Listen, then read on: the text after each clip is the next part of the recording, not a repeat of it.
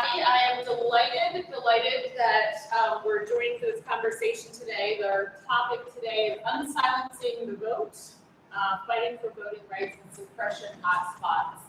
And we've heard a lot over the last day and a half about how hard the struggle is, and it is a very real truth. And I'm really excited to be joined by people who are on the front lines of the struggle and who are making tremendous differences in their communities. So let me introduce them, left to right or your right to left. To my right is Dwight Bullard, who is the Senior Political Advisor for Florida Rising and a former Florida State Senate Civil Rights Project, as well as the Chair of the U.S. Commission on Civil Rights. Sam Liber, to her right, is local. And then we're also joined by Danielle Lang, who is the Senior Director of Voting Rights at the Campaign Legal Center.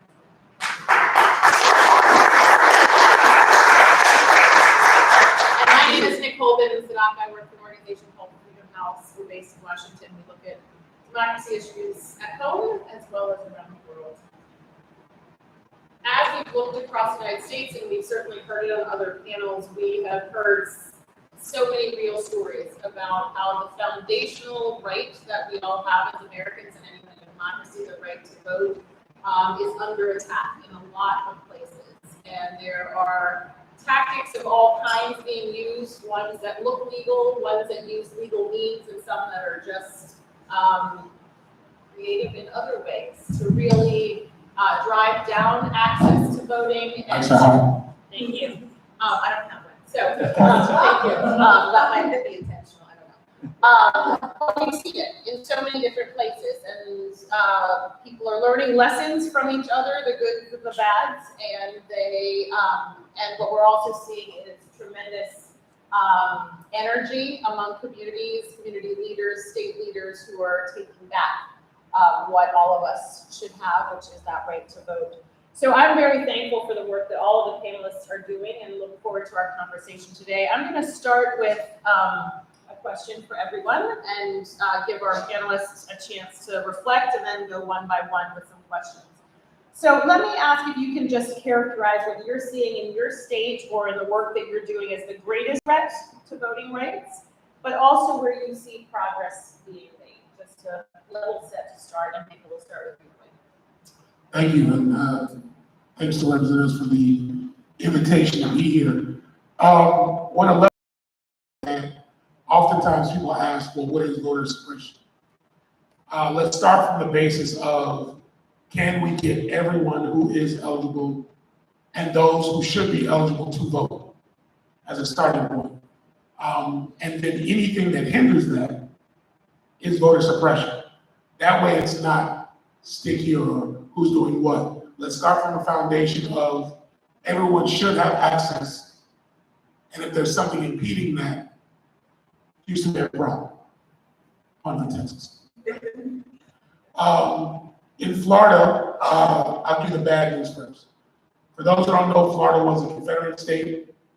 Florida was the state statistically where you could most likely be lynched of all the southern states. So when we think about voter suppression, we think about the existence of systemic institutional racism. Florida does not get the credit it deserves for being as overtly problematic as is pertaining to its racial history and history of racial violence relating to voting as it has been. Florida put very early on something in its constitution that would prohibit returning citizens from having the right to vote. The good news is, in 2018, thanks to the hard work of a number of folks, most importantly, Desmond Meade, who deserves all the flowers and all the credit for really being at the forefront, Florida became the space where 1.4 million individuals who had been denied the right to vote since 1868 finally got that back, and we struck from our Constitution this thing that said anyone who's committed crimes could not engage, or committed a felony could not engage in the franchise. And so we're proud of that. We're proud to know that since then, subsequently, Many ballot initiatives have flourished, including the first Southern state to pass a $15 minimum wage amendment and so many other things. And so we realized, in spite of our depiction in media and the news, is combating all of those, expanding democracy in the best way that possible. That's wonderful. Rochelle, what does it look like in Texas? Greatest threats as well as what progress do you want to point to? I mean, Texas, we have a lot of threats to our democracy, to the ability to vote. I always kind of looked at it as just, you know, the denial of people's humanity and their ability to exercise their right to participate in democracy as a person. You know, we see the Texas legislature passing bills that make it incredibly hard for people to vote, whether that's voting by mail, and that impacts, you know, people with disabilities, elderly communities. We've seen the Secretary of State of Texas pull voters off the voter registration rolls because they wanted them to prove that they were a citizen and able to vote. So these are some of the challenges that we've been seeing. It's been ongoing for a very long time. SB 1 is probably the biggest bill that came out of the last legislative session that did partisan poll watchers, allowing people to intimidate voters at the polls. And my organization, Texas Civil Rights Project, has used a community learning model to address these issues.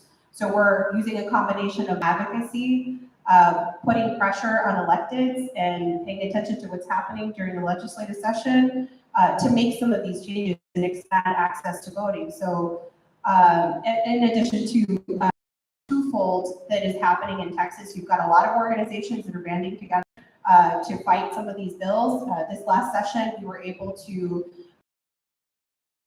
voters with disabilities or curbside win that we had.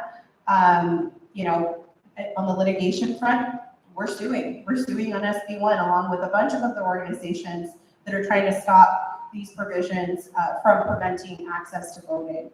So I you know, at the same time, I know Texas has a lot of challenges and everyone talks about Texas because we know what happens in Texas never stays in the state. It is always a testing ground for bad laws across the country. But there are a lot of people that are fighting back all across the state. That's great. Good morning, good afternoon, I guess at this point. Everyone, my name is Sam, and I live in Wisconsin. And yes, I like cheese curds. If you see me later, you want to buy some, I will not say no.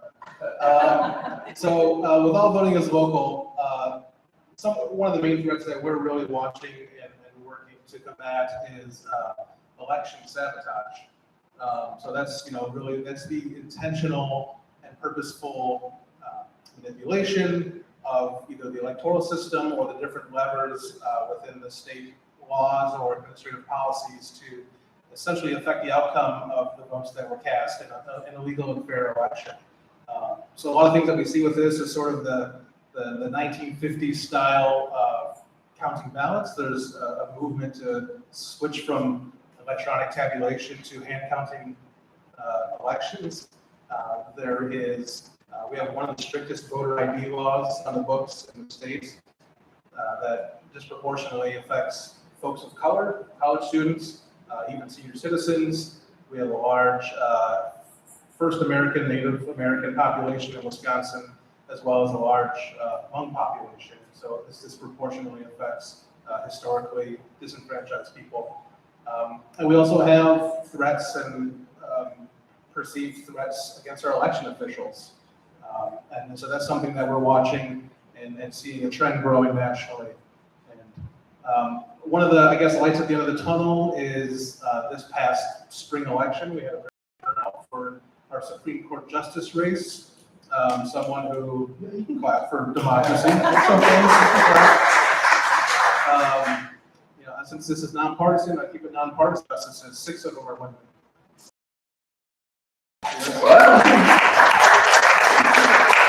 I've got 2 daughters. One of them is definitely going to be a Supreme Court justice. Or she thinks she already is. But So yeah, well, we're seeing people being re-engaged. These spring elections that Wisconsin is known for have been historically sleepy, low turnout, and that is changing. People are waking up. They're learning about what's going on, and they're reactivating. So we're happy to see that.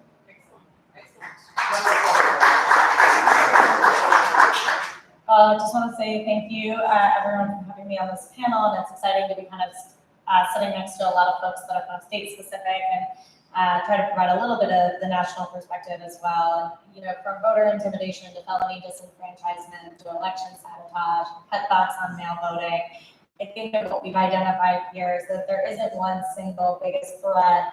There is, you know, as Stacey Abrams has said before, kind of anti-voter attacks these days do look like a death by 1,000 cuts. But I did want to shine a light on one of those attacks that I think is really foundational, which are attacks on voter registration. So we know that the most likely reason someone's not going to vote on election day is because of an issue with registration. Turnout rates are, you know, your likelihood of voting after you've registered to vote goes way up from turnout rates. That's why we passed the National Voter Registration Act, because we knew that if we lowered barriers to registration, we would improve turnout. We also know that the biggest problem on election day is folks showing up to vote and finding out that they're not registered to vote. That is always the #1 problem reported to Election Protection Hotline. It's the #1 reason provisional ballots are not counted. So we know that voter registration is the greatest barrier to access to the polls. And that is why we are seeing increasing attacks on voter registration. And if you think about it, it makes a lot of sense, because if you're a legislator who is not interested in kind of catering to your voters and being responsive to your voters, but only interested in kind of picking your voters, then freezing your electorate in place, the electorate that elected you in place, and not allowing new voters in, voters that are disproportionately voters of color, that are disproportionately young voters, you are going to have an extraordinarily effective way of voter suppression. And so what are some of the things we're seeing now? I think we're seeing the attacks on multiple fronts. So I'm headed to trial in Arizona in a case where Arizona passed a documentary proof of citizenship requirement for voter registration quite some years ago. It went all the way up to the Supreme Court in a 7-2 opinion written by Justice Scalia. The court held that they could not enforce that under the National Voter Registration Act. Rather than give up on it, what Arizona ended up doing was creating this dual voter registration system that's very confusing. In order to vote for state and local elections, you have to provide this documentary proof, but not for federal elections. And they turned around a year and a half ago and said, you know what, we think this court has changed, and we're going to pass a new law that is an open, very recent Supreme Court decision to re-up requirement, and we're going to add a documentary proof of residence requirement, which, as you can imagine, not only adds to the bureaucracy and paperwork requirements, but also disproportionately affects students, transient folks, native voters, rural voters that don't have easy access to that kind of paperwork. Oh, and by the way, if you don't provide your place of birth on your voter registration form, we will deny your voter registration. Now, it may raise a question to you, why do you need to know the place of birth of a voter? And the answer is that you don't, unless you're planning on discriminating against them on the basis of whether or not they were born in the United States or not. So these are some of the issues that are headed to trial in Arizona, but we see very similar issues elsewhere. You know, as you mentioned, kind of Arizona kind of took some of this playbook from Texas in the way that they planned to purge voters based on outdated information about citizenship status from driver's license. And at the same time that we're raising these barriers to registration, we are also seeing attacks on the groups that are doing the civic engagement to help folks overcome those barriers, criminalizing voter registration drives. So these are some of the areas that my program has been really focused on litigating, protecting the First Amendment rights of the groups that are out there, getting folks registered, helping them overcome barriers, and bringing those barriers down. Now, you did ask me to talk about kind of the positives, and I just want to say that this is also a place where voters understand these barriers, and they are overwhelmingly in support of common sense solutions like automatic voter registration, same-day registration. We actually have the technology now to have voter registration systems that are so much more advanced than when we passed the National Voter Registration Act. Everyone should be able to register on the same day that they vote. That's very possible, and it's growing in popularity. And every year we have new states kind of modernizing their voter registration systems. Excellent, excellent, thank you. Sam, I want to come back to something that you talked about, which is voter intimidation. Can you just explain what you're seeing in Wisconsin, and also what are the steps that can be taken to counter intimidation that we're seeing in Wisconsin, but in many, many places across the nation? Sure. So when it comes to voter intimidation, we've seen, for example, in some instances, we've seen quote unquote poll watchers from maybe rural or suburban areas come into the larger cities like Madison or Milwaukee and sort of have these militia folks where they're wearing fatigues, or maybe we have open carry in Wisconsin. And so folks can legally walk around with firearms and not be sort of asked, why are you doing that? So we have instances of that. We also have instances of intimidation of our election officials. In Wisconsin, our elections are run at the municipal level with 1,850 municipalities in Wisconsin. So every town, village, and city has a municipal clerk that is responsible for administering those elections. And we've seen a huge increase in the turnover of clerks leaving the profession. And it's a very unfortunate thing. It's a very technical job. It's a very high-stress job, but it's very important. And in many instances, these positions are in small towns, they're elected. And so I think also, too, you have the, again, sort of the election sabotage component of maybe bad faith actors running for local clerk, winning an election. And the way that laws work in Wisconsin when it comes to elections is essentially it's up to the local clerk to interpret the law, right? And so if you're a small town clerk and you maybe work 10 hours a week because you've got a small town budget, you're probably not a lawyer, right? You're probably not, you maybe don't have a master's degree. Maybe you do. I don't know. I don't want to silo everyone, but for the most part, these are just regular citizens running for local office because they want to give back. And so you have a lot of issues there, right, across the board. But again, I think there's a lot of things that we can do to protect not only voters, but also election officials. There's actually a bipartisan bill right now making through the legislature to, right now it's only a misdemeanor if you either harass or physically assault an election official. We're looking to get that bumped up to a felony. And we're also looking to increase how much financial processing it would be, or how much jail time there could be if you, again, harass or physically assault an election official.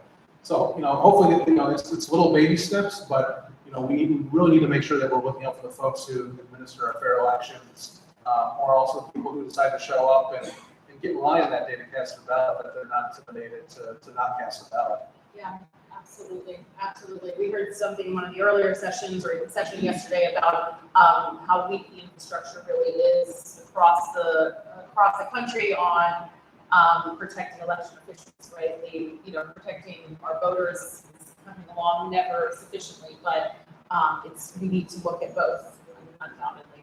Rochelle, more about what does that coordination look like on the grassroots, and then the legal, passing laws, but also the litigation as well. How is that coordinated and work? How do you work that together to have impact?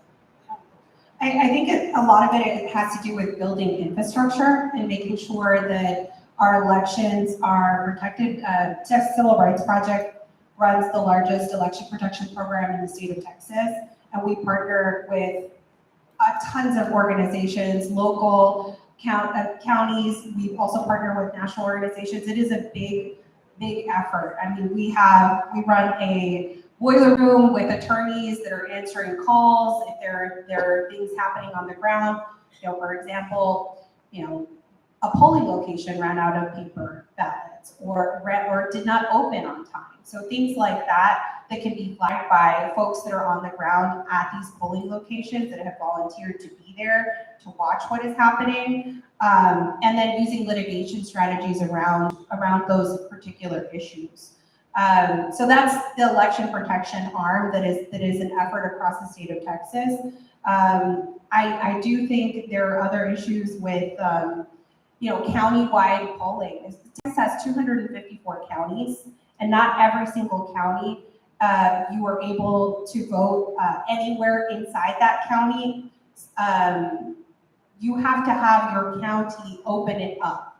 So on election day, you have to go vote at your precinct. And typically, if you're working in some other part of the county or you're working out of the county, you're not going to be able to go to your polling location. So that is an effort that we see that we need to combat. So that's another tool that we can utilize in order to expand access to voting, and making sure that people are not sent to their county, their precinct where they have to vote on the day of the election when it is open county. So just a few, not just voting rights, but also the other issue areas that we work on, like criminal injustice and border and immigration issues, and partnered with legislators to make sure that we were combating some of those bad laws that were coming through, and then bringing community members that were experiencing issues on the ground to come and testify at the Texas Capitol. So it's about engaging communities across this massive state, because it is huge. I live in Brownsville, Texas, and that is a 6-hour drive to Austin, Texas. So, and then just to get out of the state, it's 12 hours. So, it is a massive state, but making sure that we get communities engaged in what is happening at the Capitol is also another thing that our organization and our partners are invested in and will continue to be invested in. Excellent.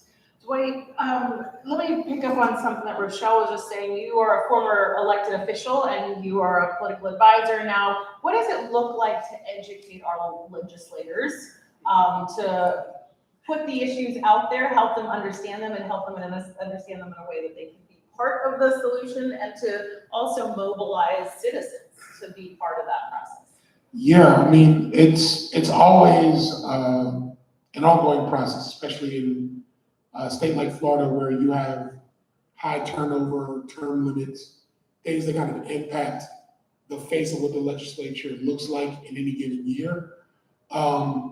But also, as I mentioned at the onset, this notion of what is voter suppression. And I think sometimes folks get caught up in the access versus security battle. It's a false choice. Access should always be paramount. And as I mentioned at the beginning, anything that is an impediment to that needs to find a cure. As an example, people will come back, both Democrats and Republicans, and say, well, we need stronger voter ID laws. Cool. Are you going to provide voter ID for everybody who's eligible or should have access? If the answer is no, then we have a problem. And the point I raise is, when we think about our houseless and homeless population, there are a disproportionate number of veterans nationwide, but state by state, that make up our homeless population. And so when I pose the question to elected officials, irrespective of party, and say, is it right that a person who sacrificed themselves in Iraq or Afghanistan, who is now houseless or homeless, to be kept from the polls because they don't have a physical address? Across the board, well, that ain't right. Well, what are we doing then to fix that, right? If they don't have, if they have disability issues, physical access, and you don't want to always frame it about veterans, but it always pulls at the heartstrings of elected officials, because now it's like, here's someone that you say, and of course, our folks in Florida like to say, we're the most veteran-friendly state in the union. It's like, are you really? If there are people who cannot vote, who sadly, mentally, and in so many other ways, to promote and protect. And so it starts frame this, how we choose that. But also, and as a former elected, I have to impress this upon folks, you're oftentimes the smarter person in the room. Let sit with that. Sit with that. And what I mean by that is, it's this notion of putting people on a pedestal that because they hold a title or sit on a particular committee, that they're knowledgeable about what that committee has to do or democracy itself.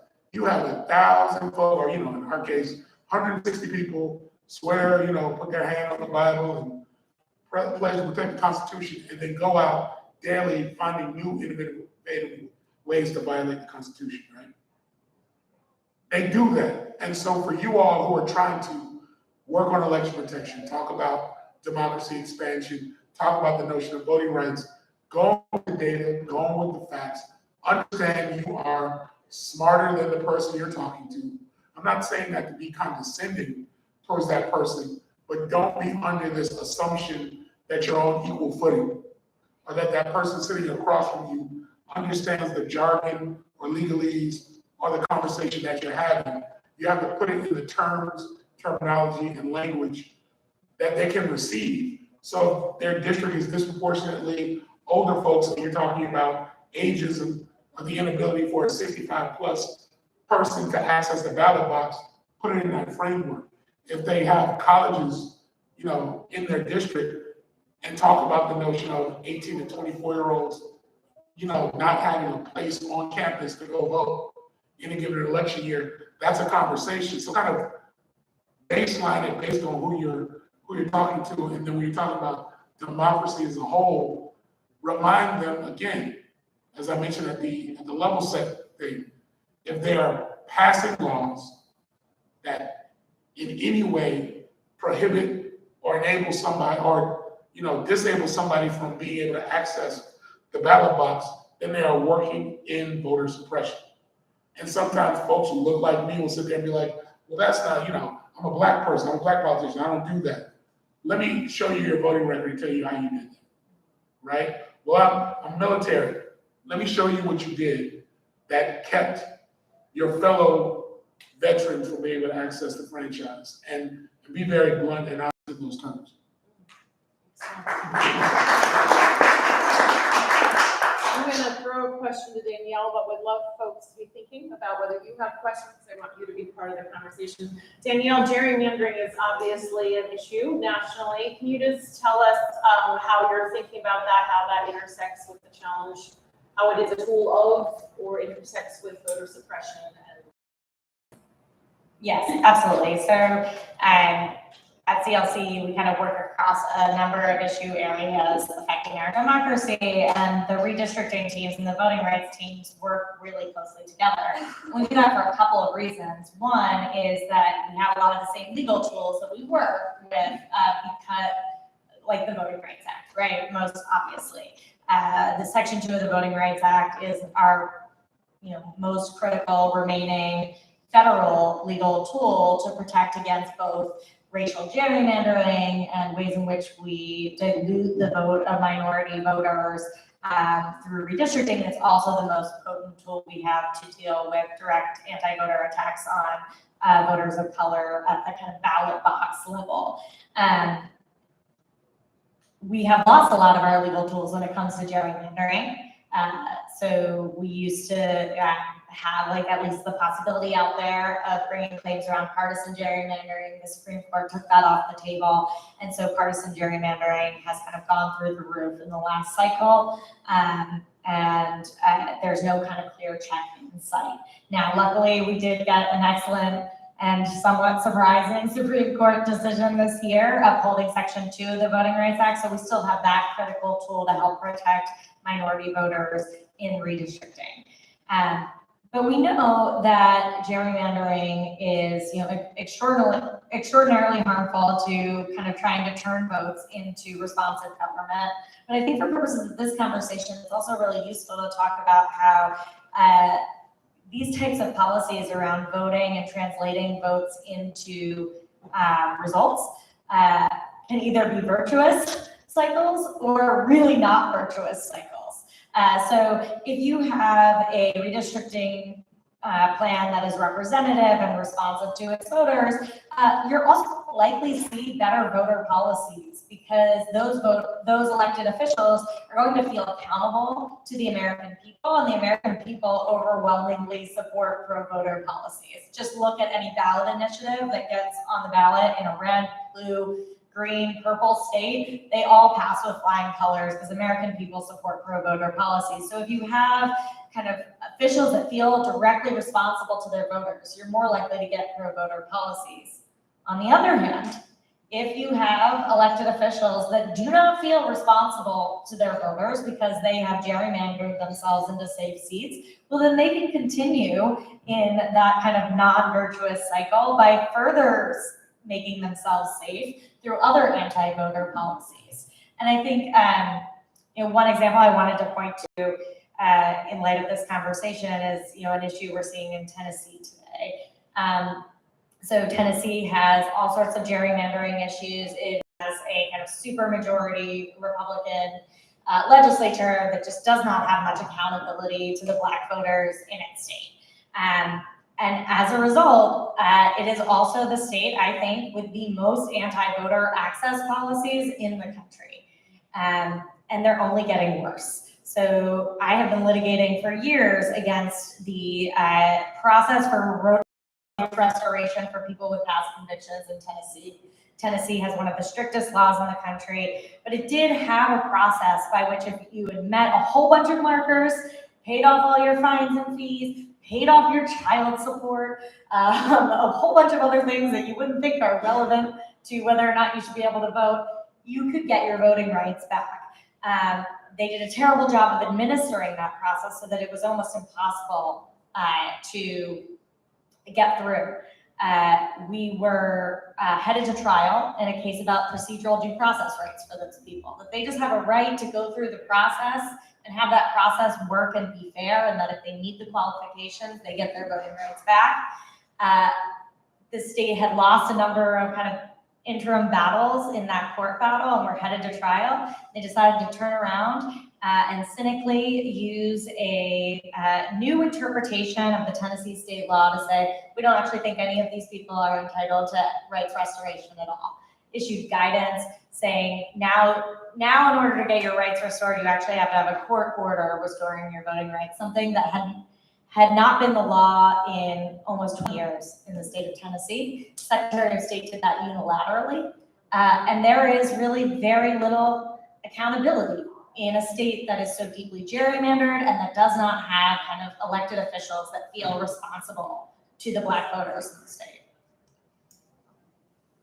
Thank you for that explanation. I'm going to open it up to the audience and would love to hear questions. So if people want to just raise their hand, we'll go right here. 1, 2, 3. We'll start. Sure. Guy Camilleri, Nashville, Tennessee, Civic Tennessee in the donor table there. Sorry. Sorry. Welcome back to you. Yeah. Thank you. I'm curious if any of you have seen, as we've seen with the election denials and claims of fraud, all the rolling back of voting rights the past couple legislative sessions, are there any red trifecta states that are actually expanding the franchise at this time? So I will give an interesting example from Florida. We are a red trifecta state, and kind of inadvertently passed automatic voter registration, but not through the legislature, right? So it was basically a regulatory rule where the DMV now makes it ask you the question and gives you the option to opt out.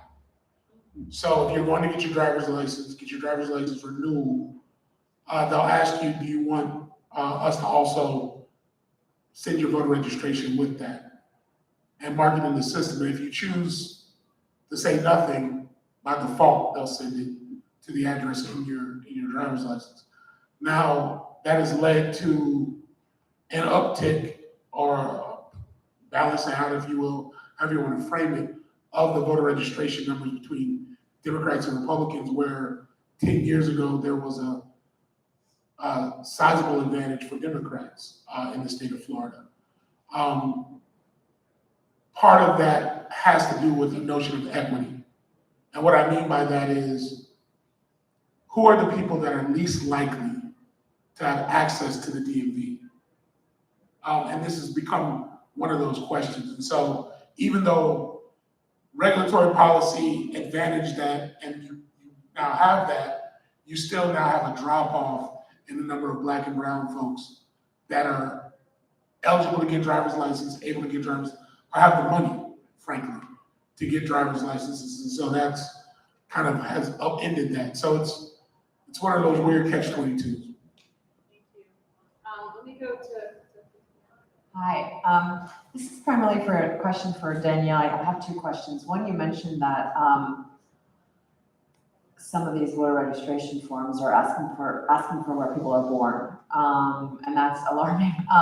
Do you also know of any instances where that information is being used in any way, or there's like legislation, or there's any effort to like prevent naturalized citizens from voting? That's number one. And my second question is about 7 states, I think about 7 states, pulled out of ERIC, the voter, sort of the data sharing system that, I don't know, about 25 or 28 states shared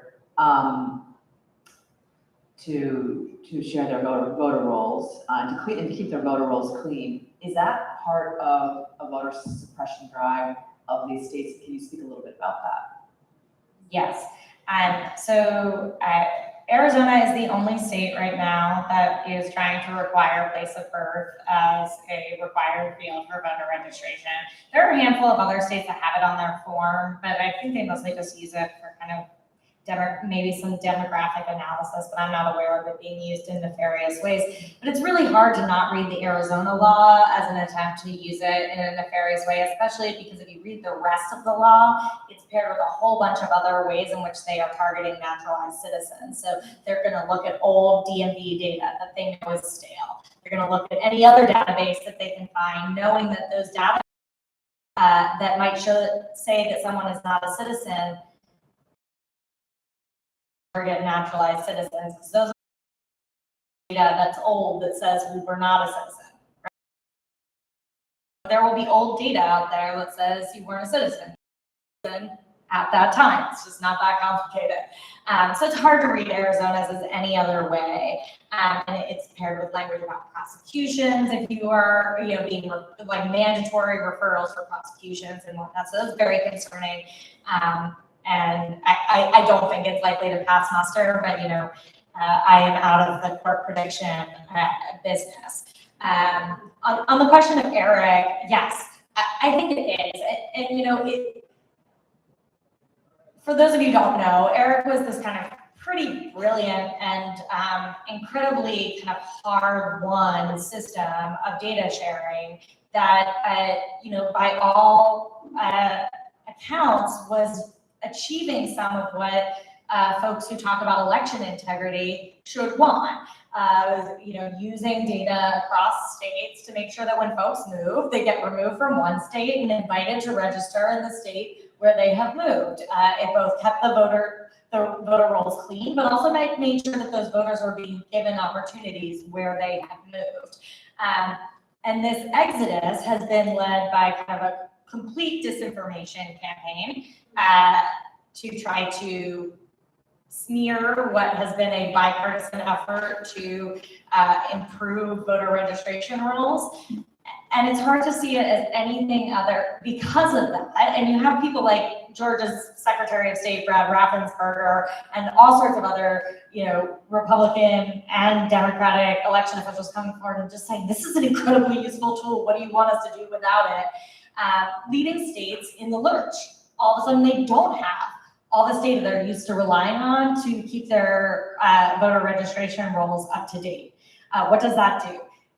It creates the likelihood of having more stale data on the voter registration rolls, which then folks will use in a nefarious way to suggest that there's some, openness to fraud or whatnot, because the roles are genuinely outdated. It also creates a vacuum where I think far less, far less effective and also far less accurate programs could try to fill the gap.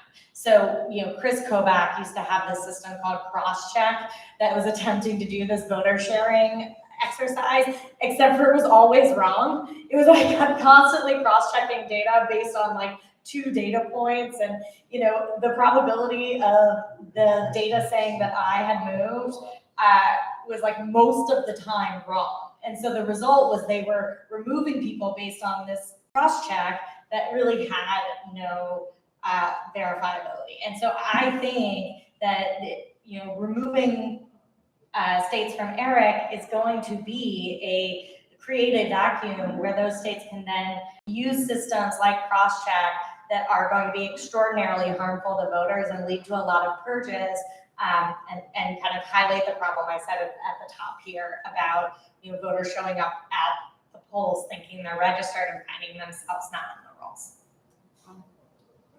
Hi, Cole Allen, Oklahoma Policy Institute. Sam, you mentioned earlier a push in Wisconsin to add a felony conviction for people who intimidate or harass poll workers. We had a similar bill in Oklahoma that came through our session this year, but we actually pushed against that. We have had a really strong push over the past few years of no new felonies. And so I was wondering what, from a voter rights perspective, we can do to protect our election officials without introducing new felonies or over-policing precincts, which we can figure will lead to intimidation of voters, especially voters of color, and lead to some pretty bad trends in the criminal legal system. Sure, so the question was, what are other ways that we can protect election workers? Well, so one thing that we do with All Voting and All Voting is Local in Wisconsin, one of the programs that we run is it's called a clerk engagement program. And through that program, we're not naturally a grassroots campaign, but we do partner with other 501c3s to sort of run this campaign. And what we do is we find volunteers in communities who want to support their local clerk. Many times clerks are underpaid, overworked, and so we sort of help build these support teams around municipal clerks to help them out. And some of the items that we work on through this program is helping them recruit and retain new poll workers, to work with their local boards to increase their budgets every year, right? A lot of time, there's been a lot of pushback on election officials accepting private grants, the Zuckerbucks and all these other things that are out there. And it's like, well, clerks wouldn't be looking for more money if we just properly funded our elections and their officials in the first place. We wouldn't have an issue. And so I think that's a way to support clerks through these volunteer programs. Another way to support our clerks as well, again, like I said, through the recruitment of poll workers is in many communities, sometimes when we found folks who are either election deniers or maybe they don't understand the full election process, is been to invite them to a poll worker training. And I think once you've sort of pulled the sheet from, see who's behind the great Oz, right? Behind the sheet there, they really see that in Wisconsin especially, we have a very siloed system. Like I said, we have 1,850 municipal clerks. Then also we have 72 county clerks that support the municipal clerks. And then at each polling location, you have to have a minimum, I think, of like 3 to 5 election workers. So on election day, you've got an army of 10, 12, 15,000 people statewide. And for a lot of our processes too, again, I think a big part of protecting election workers is educating the public. So at All Voting is Local, again, we work with partners to go around the state and hold town hall meetings, either with clerks, with the general population, to talk about how elections work. And a lot of our mechanisms in Wisconsin, when you have to sign off on the chain of custody for ballots, or who's turning on the tabulator in the morning and then who's reporting the numbers at night, many times you have to have either every poll worker in that location look and say, yes, this is correct, and sign off on it. And many times you have to have both a Republican and a Democrat poll worker signing off on a lot of these checks and balances. So I always tell people in Wisconsin, you'd have to have Democrats and Republicans colluding together essentially to do that. So I think when you have education and you educate the public, I think that's a huge defense tool, because when you get folks on social media and that, you can have educated people in your community saying, no, stop right there, that's wrong. Let me tell you how elections work. And we found it to be pretty successful, and we're hoping to continue. Going back to the challenges that they're facing with being pulled up, this is something that happens. They can't get their birth certificates from, and that is because they have been born with a midwife. It mostly impacts Latinos that are born in the United States. It was in the news some time ago that the federal government was denying passports to these individuals, saying that they weren't a citizen. It happened in my own family. I had my aunt who was denied her passport. But it is an issue that precedes even being able to, get a driver's license or to even go to school. So TCRP has done some litigation around this, especially around parents that need to get birth certificates for their children.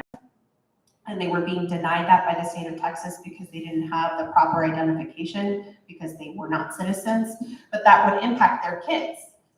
And so I think that, in a state that is 40% Latino, that is 6% people of color, I mean, this is part of something that you're gonna see happen in other states. It is the testing ground. Look at all of these issues as interconnected. Being able to exercise your right to vote, to be a part of a functioning democracy. And it starts from way before being able to register to vote. We have time for one more question. It's gonna take a village to get that mic back, so thank you. Thank you. My question is for Mr. Bullard. I'm a Florida resident, and although my line of interest in activism is not technically has been defined here today as barriers to registration, but I'm a nonpartisan and independent all my life. I'd just like to get your quick reaction or opinion on the state of closed primaries in Florida, where there's 4-some million now that are non-affiliated. And with 86% of the 2022 state elections either being unopposed or uncompetitive. Just want to get your thoughts on closed primaries, please. Well, I want to start by saying that I'm an advocate for open primaries. Also an advocate for ranked choice voting. I think both are incredible tools to expand democracy. The challenge in Florida is that both parties benefit from closed primaries. And so the advocacy at the state level is probably, moot in terms of getting some level of agreement on modifying that or allowing folks. I was actually sharing with some of the panelists earlier that you now represent the largest political party in the state of Florida. 36% of our voters are now registered BAs in the state of Florida. Non-party affiliated, I apologize, are non-party affiliated voters. And so we now have a real challenge in terms of how you exercise representative democracy when the largest group of voters are no longer identifying with either party, and how we address that. I know there has been, on the bright side, some conversation around same-day registration, at least getting on the ballot in one of the upcoming years to kind of intervene in that a little bit, therefore allowing somebody in a moment's notice to then get into a space where they maybe want to register for a closed primary on that day and then go back to being an NPA the day after as their choice. But unfortunately, nothing is really surfacing from a policy standpoint to address the unfortunate reality of closed primary voting in the state of Florida. Thank you. Thank you. We have just a couple more minutes, so I'm just going to allow the panelists to have final word, speed round. Anything that you want to share, and it can be something that you're hopeful for, it can be something that you're concerned about that this audience needs to be aware of. But speed round, and I'll start with you, Danielle, and then come back this way. Yeah, absolutely. I feel like I've kind of given you all a lot to worry about, so I'm going to spend my speed round just saying something I'm very hopeful about that goes back a little bit to your question too about where we're seeing progress even in, red states, let's say. And I think felony disenfranchisement is that place, right? It is our biggest barrier to equal and equitable participation with 5 million voters still disenfranchised, but it's also the place where we are seeing progress in red, blue, green states. Every single legislative session, we are seeing progress. We have seen major progress in states like Alabama, Louisiana, Florida. Those are not states you normally see on the list of pro-voting agendas, but we have seen huge strides there. And in states that are more pro-voter, we are seeing moves towards complete abolishment of felony disenfranchisement. It's a place where there is incredible movement led by affected people that kind of gives me a great deal of hope every day. I think for me, just actually coming to this conference has been very eye-opening.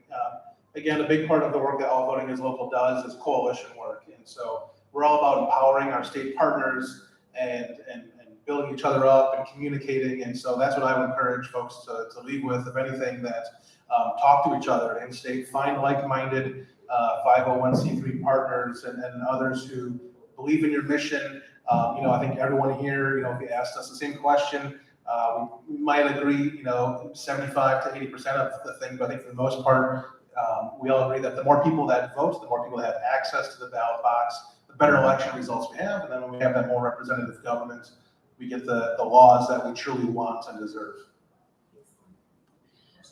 Well, thank you for having me here. I want to say that this has been a really wonderful experience, and being able to share our experiences at the state level and then hearing the national perspective, I think has been really, really helpful in understanding that, suppression tactics, they're very micro level. They start very, very small throughout each of our states. And I'm really just proud to be in coalition with all of you and happy to chat with folks offline.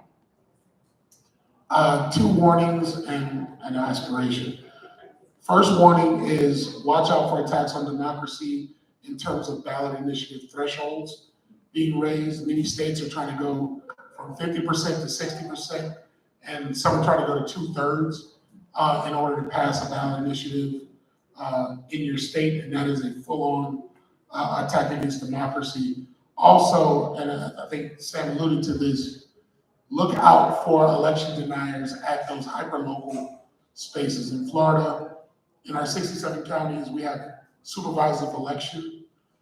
These are oftentimes overlooked races on the ballot. These are oftentimes overlooked in terms of people who want to run for those. But for an election denier, that is nothing but opportunity to advantage themselves and advantage their desire. And the aspiration is that what I'm seeing on the ground, not only in Florida, but here nationally in other states, is a real yearning to expand democracy from 18-year-olds to the 99-year-old, people who really, really view this as an avenue, despite what the turnout numbers may be or whatever the case may be. Folks really don't like the idea of totalitarianism or fascism becoming the thing, and they see democracy and the expansion of democracy as an opportunity to hold on to what we have. And so lean into that. Don't just be an ally, be an advocate and a co-conspirator in keeping democracy whole. We are unfortunately at time. I am taking away the struggle, as all of us know, is extraordinarily real. the importance of voting right is central to a democracy, and it's central to our engagement as citizens in one. But just as real as the struggles are, so are the courageous people who are doing the work. And we got to hear from 4 of them today, but all of you all are in that, and so many people in communities across the nation are those courageous people that are making the changes. The tools are there, but the struggle is real, but the progress is available, and some of it's being made, but there's a lot more to do. And so I think Sam's admonition to us to be in coalition with each other and to really work together, because we can bring that change. So join me in thanking our panelists for a great conversation.